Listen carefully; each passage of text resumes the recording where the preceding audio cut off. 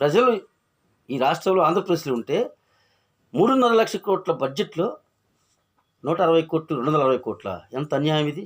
అదే కాకుండా చేనేత పరిశ్రమకు ప్రభుత్వాలు అధికారంలోకి రావటం కోసం పాలకులు చేసిన హామీల్లో ఏ ఒక్కటి సంపూర్ణంగా నెరవేర్చటం లేదు. నెంబర్ 1 నేతన్నలకు అంతకుముందు నేతన్న నేస్తం 24,000 ఇస్తే ఈ రాష్ట్రం మన ముఖ్యమంత్రి గారు 25,000 రూపాయలు ఇస్తా ఉన్నారు.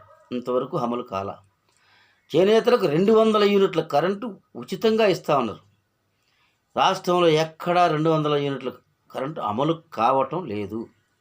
మరీ ముఖ్యంగా గతంలో ఉన్న చేనేతలకు ఉన్నటువంటి త్రిప్ట్ లాంటి పథకాలు, బునకర్ భీమా లాంటి పథకాలు, అలాగే సబ్సిడీలు ఇవన్నీ కూడా రద్దు చేశాయి గత అన్ని ప్రభుత్వాలు కూడా. ఒక్క నయా పైసా ఇవ్వట్లా.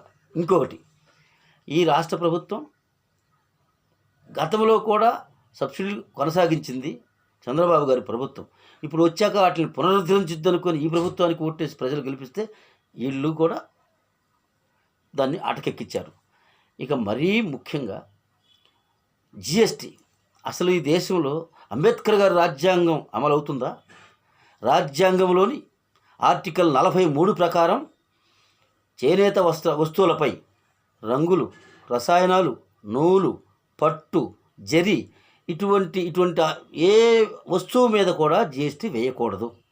కానీ ఆ రాజ్యాంగాన్ని తొంగలో తొక్కి పక్కన పడేసి జిఎస్టీని అమలు చేస్తున్నారు. అది కూడా 5% జిఎస్టీని అబద్ధాలు చెబుతాయి ప్రభుత్వాలు. కానీ ఈ రాష్ట్రంలో 46% జిఎస్టీ అమలవుతుంది.